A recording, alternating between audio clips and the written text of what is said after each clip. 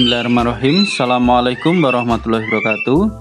Jumpa lagi di channel YouTube Rivanista, masih di sudut edukasi belajar mudah dan menyenangkan. Bagaimana kabar adik-adik sekalian, khususnya siswa-siswi kelas 4? Semoga hari ini kita semua dalam keadaan sehat, karena dengan kondisi yang sehat tentunya kita bisa melakukan berbagai kegiatan yang kita inginkan. Dan dengan keadaan yang sehat pula pastinya kita bisa belajar bersama untuk membahas materi dan juga soal-soal dari buku GAP Matematika untuk SD atau MI kelas 4 ya, kurikulum 2013 yang disempurnakan. Dan pada kesempatan kali ini kita akan mengerjakan peta konsep ya, peta konsep yang ada di halaman 22 ya. Jadi di sini di akhir materi sebelum latihan ulangan pelajaran itu untuk buku GAP Matematika ini ada sebuah peta konsep yang bisa kita isi ya untuk mengevaluasi apa saja yang sudah kita pelajari dari bab 1 atau pelajaran 1. Oke, langsung saja kita ke halaman 22. Ya, di sini ada peta konsep. Nah, ada perintahnya. Ayo lengkapilah peta konsep berikut. Nah, oke ya, ini tentang pecahan. Di sini sudah langsung saya isikan ya, adik sekalian. Yang pertama yaitu arti pecahan menurut kamu. Nah, di depan sudah diterangkan ya. Pecahan itu artinya adalah bagian dari keseluruhan. Nah, itu yang dimaksud dengan pecahan adalah bagian keseluruhan. Kemudian yang nomor 2 di sini ada bentuk pecahan. Bentuk pecahan itu ada apa saja ya? Bentuk pecahan di sini sudah saya tuliskan ya. Yang pertama ada pecahan biasa. Contohnya ini 1/2. Nah, pecahan biasa seperti yang sudah kita pelajari ya. Di sini ada yang dinamakan pembilang, ada yang dinamakan penyebut ya. Jadi yang atas itu dinamakan pembilang, kemudian yang bawah ini dinamakan penyebut. Ini adalah pecahan biasa. Kemudian untuk pecahan biasa itu biasanya pembilangnya lebih kecil dibandingkan penyebut ya, karena kalau pembilangnya itu lebih besar maka nanti akan bisa kita ubah lagi menjadi bentuk pecahan yang kedua, yaitu yang namanya pecahan campuran ya. Ini ya, jadi kalau pembilangnya lebih besar dari penyebut nanti akan bisa menjadi seperti ini ya. Jadi ada yang bulat kemudian yang belakangnya pecahan. Nah ini ya, ini contoh pecahan campuran 1/3 ini adalah pecahan campuran. Selanjutnya bentuk pecahan yang lain itu ada yang dinamakan pecahan desimal. Nah, pecahan desimal ini penulisannya seperti ini ya. Nah, kalau pecahan desimal itu biasanya dari pecahan biasa yang kita ubah penyebutnya menjadi 10, 100, 1000 dan seterusnya. Nah, itu pecahan desimal. Nah, ini contohnya 0,5 atau 5/10. Jadi di belakang koma kalau satu angka itu disebut per 10, 2 angka per 100, 3 angka per 1000. Lanjut bentuk pecahan yang keempat ada bentuk persen ya. Contohnya ini 25%. Nah, persen itu artinya apa? Per 100 ya, per 100. Jadi bentuk pecahan biasa tetapi penyebutnya kita ubah menjadi 100 sehingga bisa kita sebut menjadi persen. Ini contohnya 25%. Kemudian kita lanjutkan ke soal nomor 3. Di peta konsep ini kita diminta untuk membandingkan pecahan. Nah, membandingkan pecahan itu sebenarnya ada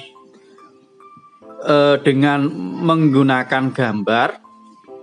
Kemudian yang kedua menggunakan garis. Tapi karena ini cuman seperti ini ya Dedek, ini saya masukkan untuk membandingkan pecahan secara langsung ya, yaitu dengan penyebut sama dan penyebut berbeda ya, karena biasanya yang sering dibahas ini ya, nanti kita diminta mengisi untuk lebih besar, lebih kecil atau sama dengan. Kita bahas yang pertama untuk yang penyebut sama terlebih dahulu ya. Jadi contohnya ini 1/4 dan 3/4. Nah, ini pembilangnya berbeda tapi penyebutnya sama. Nah, bagaimana caranya? Kalau pecahan dengan penyebut sama itu cukup kita lihat pembilangnya saja 1 dan 3. Kalau kita lihat seperti ini. Nah, tentunya ini 1 itu lebih kecil atau kurang dari ya. Jadi 1/4 itu lebih kecil dibandingkan dengan 3/4. Ini nanti kita bisa isi dengan tanda kurang dari ya. Tuh, itu untuk penyebut sama, jadi lebih mudah ya. Tinggal kita lihat aja pembilangnya, oh angkanya berapa. Kalau misalnya nih pembilangnya itu 10 atau misalnya karena 4 ya, ini mungkin di sini 3, sini 2 lah, maka nanti kita bisa menjadikan lebih besar lah. Kita lihat pembilangnya. Kemudian yang kedua untuk pecahan dengan penyebut berbeda. Nah, ini kita samakan dulu penyebutnya. Nah, kalau tidak, cukup dengan kita kalikan ya. Jadi nih 2 dikalikan 4. Nah, 2 kali 4 itu hasilnya adalah 8. Kemudian 3 kali 1, 3 kali 1 3. Kita lihat di sini ya. 8 dan 3. Saya tuliskan di sini aja ya. Nih, saya jelaskan ya. 2 kali 4 itu 2 kalikan 4 sama 3 kali 1. Kita lihat. 2 kali 4 di sini 8, 3 kali 1 3. Nah, 8 sama 3 berarti 8 lebih besar atau lebih dari 3 lah. Sehingga kalau seperti ini 2/3 dan 1/4, 2/3 dan 1/4 itu ternyata 2/3 itu lebih besar dibandingkan dengan 1/4 ya. Caranya seperti itu ya adik-adik sekalian untuk membandingkan pecahan ya dengan penyebut yang berbeda. Selanjutnya kita ke soal nomor 4, mengubah berbagai bentuk pecahan. Nah, di sini juga ada banyak yang sudah kita pelajari ya. Yang pertama, mengubah dari pecahan biasa ke bentuk desimal atau sebaliknya. Contohnya ini ya, 1/4. Nah, diubah ke dalam bentuk desimal jadinya berapa? 0,25. Caranya seperti apa? Nah, ini kita lihat dulu. Kalau bentuk desimal ya, berarti kita ubah. Nah, jadi kita ubah ya, penyebutnya itu menjadi 10, 100, 1000 dan seterusnya. Nah, tadi 1/4 lah, berarti 4-nya itu karena tidak bisa diubah jadi 10, berarti kita ubah jadi 100. Berarti kita kalikan berapa? 25 ya. 4 kali 25 hasilnya 100. Nah, kalau penyebut kali 25 supaya tidak merubah nilai, maka pembilang juga kita kalikan 25. 1 kali 25 hasilnya 25. Nah, 25/100 itu kalau kita tuliskan dalam bentuk desimal adalah 0,25 ya, 0,25. Jadi di belakang koma menjadi 2 angka. Nah, ini contoh lain misalnya 3/5 kalau diubah menjadi bentuk desimal. Nah, kalau 5 bisa jadikan 10 ya, kita kalikan 2. Nah, maka 3 juga kita kalikan 2 hasilnya 6. 6/10 lah, berarti kalau per 10 berarti di belakang koma 1 angka, jadinya 0,6. Itu ya adik-adik sekalian ya. Kemudian sebaliknya ya, dari desimal diubah menjadi pecahan biasa ya. Kita lihat di sini misalnya 0,75. Nah, di belakang koma 2 angka berarti artinya per 100, berarti 75/100. Nah, 75/100 lah. Sekarang kita sederhanakan menjadi paling sederhana ya. Jadi 0,75 itu bentuk pecahan biasa berapa lah ini? Ini berarti kita bagi dengan 25 ya. 75 bagi 25 dapatnya 3, 100 bagi 25 dapatnya 4. Nah, 0,75 itu sama dengan 3/4. Nah, oke, kita lanjutkan untuk peta konsep yang berikutnya. Ya, di sini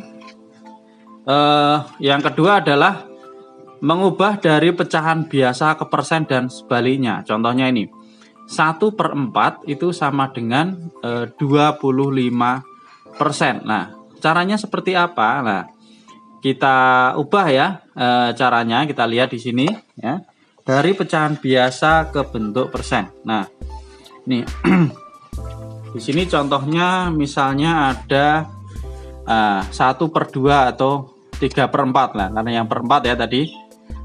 3/4. Nah, itu kita ubah menjadi 100 karena persen. Nah, caranya gimana? 4 kali 25. 4 kali 25 100. Nah, 3 juga kita kalikan 25. Nah, berarti kan 75 hasilnya. Sama dengan 75/100 atau sama dengan 75%. Nah, kalau tadi 1/4 berarti sama ya, di sini adik-adik saya tuliskan tadi 1/4.